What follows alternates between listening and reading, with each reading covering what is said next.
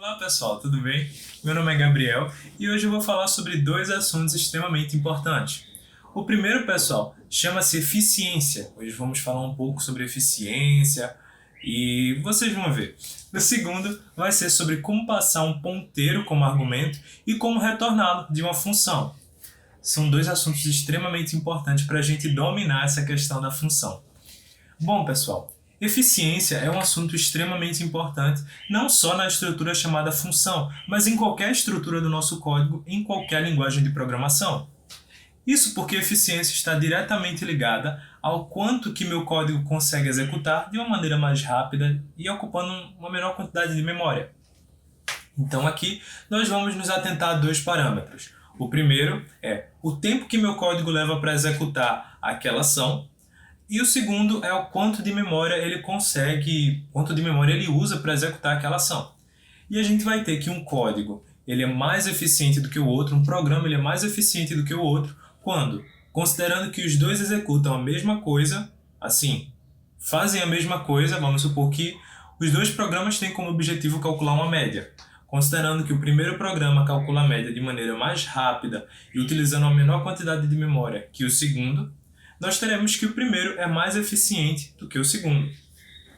Mas bom, pessoal, aqui eu separei dois exemplos para que a gente possa entender de maneira rápida e fácil como é que funciona a questão da eficiência.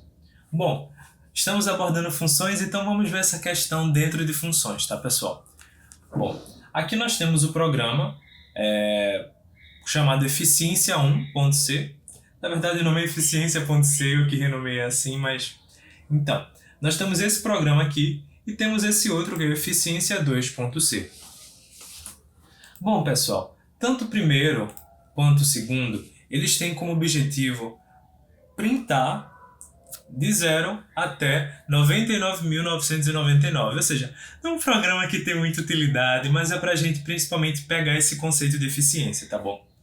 Bom, ambos conseguem printar de 0 até 99.999. Só que se vocês olharem aqui, o primeiro programa está usando uma função recursiva, ele está usando recursividade.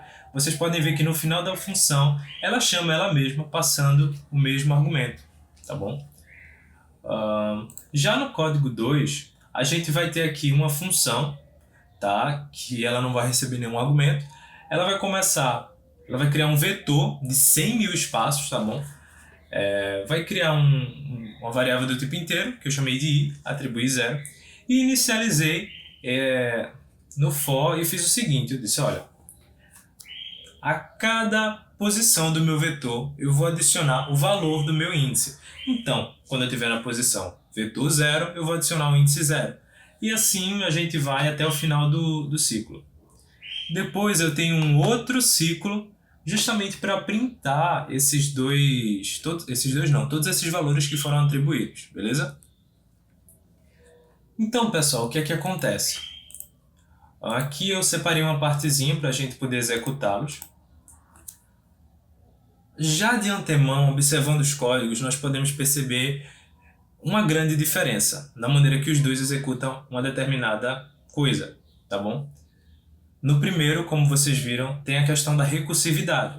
O que acontece é que ele checa se aquele número é igual a 100 mil. Se for, ele retorna. Ele para, tá bom? Caso contrário, ele vai printar o valor daquele número, vai acrescentar uma unidade àquele número e vai chamar de novo a função. E ela vai ficar fazendo isso, até que aquele if ali seja verdadeiro, tá bom? Bom, já na segunda, a gente tem a questão desse vetor. Bom, pessoal, bora analisar com calma.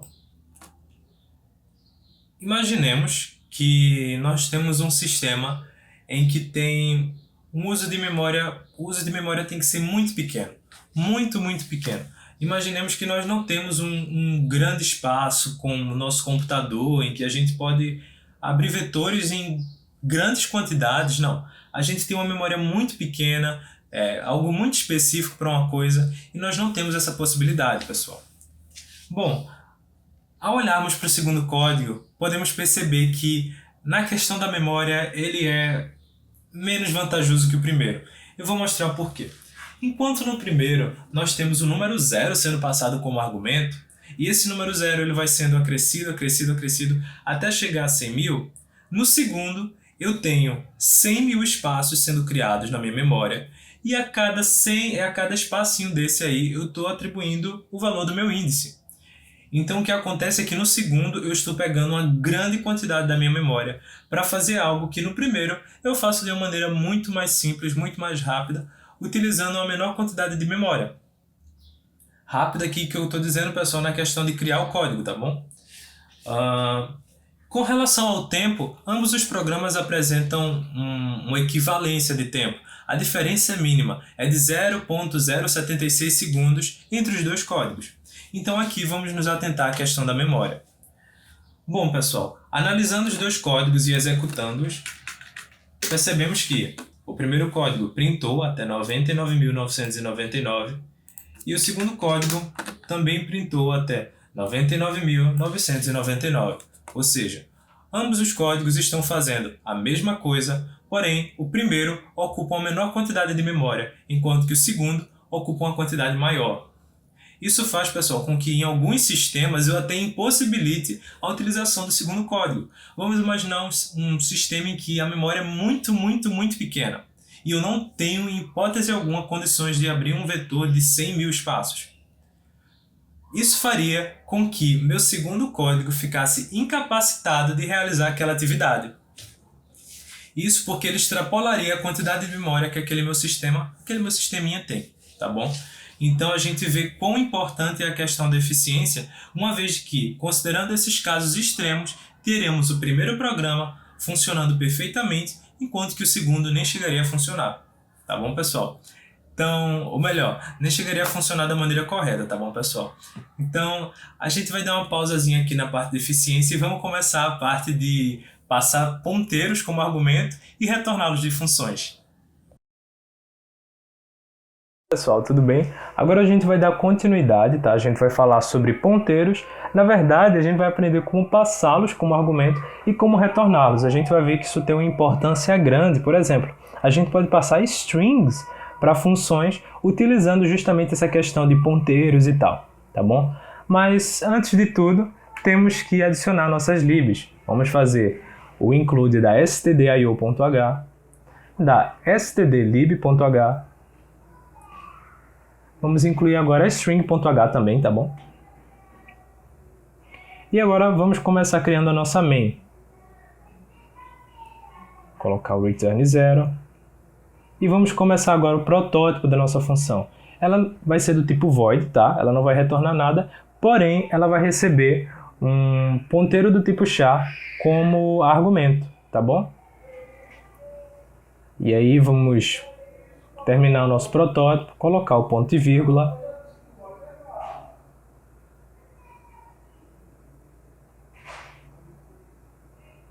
E agora, pessoal, na nossa main, nós vamos criar um ponteiro chamado texto e vamos alocá-lo para que a gente possa atribuir um string a esse texto, tá bom? Ao que chamamos de texto.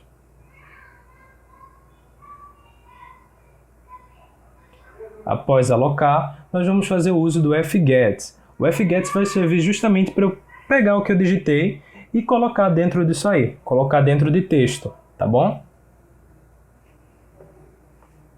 Após isso, pessoal, o que a gente vai fazer é começar a desenvolver nossa função, que vai ser bem simples. Ela basicamente vai printar a string que ela recebe, tá bom? Então vamos colocar o que estava lá no nosso protótipo. E agora o que vamos fazer é usar o printf, printando justamente esse argumento que estamos recebendo, tá bom? Então o que vai basicamente acontecer é que ao digitar alguma coisa, vamos supor, olá, tudo bem? O programa vai pegar aquela string, olá, tudo bem? E vai colocar, você digitou, olá, tudo bem? Vai nos mostrar o que digitamos, tá bom? Agora vamos chamar isso na nossa função principal, na nossa main. Vamos passar como argumento o texto. E agora vamos conferir se está tudo certo. Os includes, agora o protótipo. A nossa função main. bom? Vamos ver ali a questão da alocação, uso do fget, a chamada dessa função, né? E a nossa função. Bom, se está tudo certo, vamos compilar e executar isso aí. Bom, teve um erro, mas foi por causa do ponto e vírgula no final do fget. Então vamos só colocar o ponto e vírgula, compilar de novo e executar, tá bom?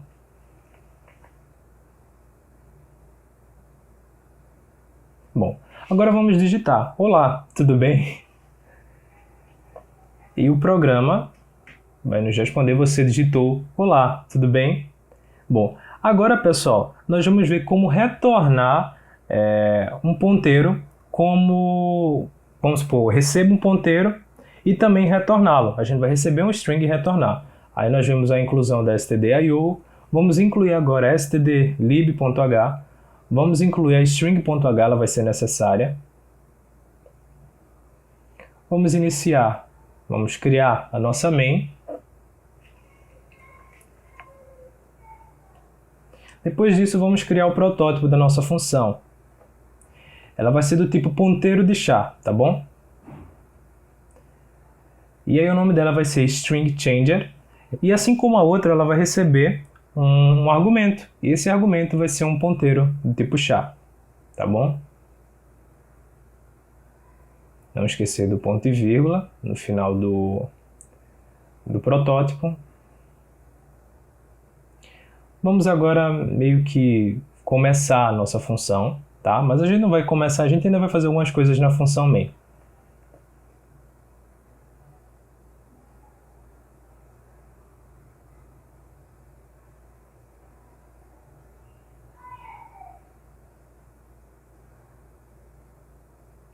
Esse i aí vai servir para algumas coisas mais para frente, vocês vão ver, tá? Mas de início, vamos nos atentar à nossa função main, vamos voltar para ela. Bom, agora pessoal, eu vou fazer a mesma coisa que eu fiz na primeira função que vimos, no primeiro programa que vimos. Vou criar um ponteiro de puxar chamado texto, vou alocar esse texto justamente, vou alocar esse ponteiro, vou alocar a memória, perdão, para que a gente possa justamente colocar um string aí dentro. Vou usar o fget justamente para atribuir a string que eu digitei a texto.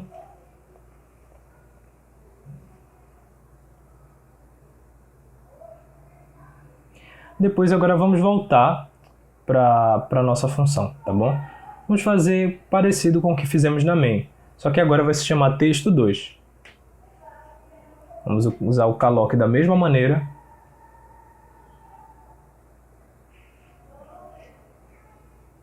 Vamos usar uma função strcopy, tá bom? Que é da string.h, justamente vai copiar de uma string para outra. Temos um string, vamos fazer uma cópia dela. Essa cópia vai ser atribuída a texto2. E enquanto a posição, esse while aí, enquanto a posição i na minha string for diferente de /0, eu vou fazer isso aí que está sendo executado agora. Vou checar se a divisão por 2 é diferente de 0, a divisão de i por 2. O resto da divisão de i por 2 é diferente de 0. Se for, eu vou colocar um espaço vazio. O que a gente vai fazer nessa função é justamente pegar um string e a cada espaço vamos fazer. Aqui eu coloco o caractere normal. O próximo caractere eu printo em branco, ou seja, vamos supor que nós digitemos A. Essa é minha string. O que vamos fazer é ser A, depois vai ter um espaço vazio e A. E aí usamos o while justamente para fazer isso. Agora vamos checar se está tudo certo. Pessoal, é importante salientar que esse return aí é justamente a variável, tá? O ponteiro do tipo char que criamos. Esse texto2 estamos retornando. E agora o que vai acontecer é que texto, lá em cima, como podemos ver, vai receber string changer, passando como argumento ele mesmo. Vamos printar e vamos dar um free. Vamos liberar a memória que foi utilizada ali no texto, tá bom? Só confirmando se está tudo certo com while, com if.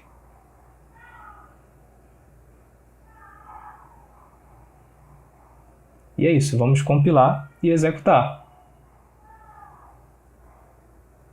Como vocês podem ver, eu digitei vários A e ele foi justamente colocando um caractere sim, o outro printava branco. Caractere sim, o outro printava branco. Na realidade, o que acontecia era que aquela string estava sendo atribuída, naquela posição do caractere, estava sendo atribuída o espaço. E quando ele começa a printar essa string, ele justamente printa esses espaços que foram atribuídos naquela posição específica da nossa string.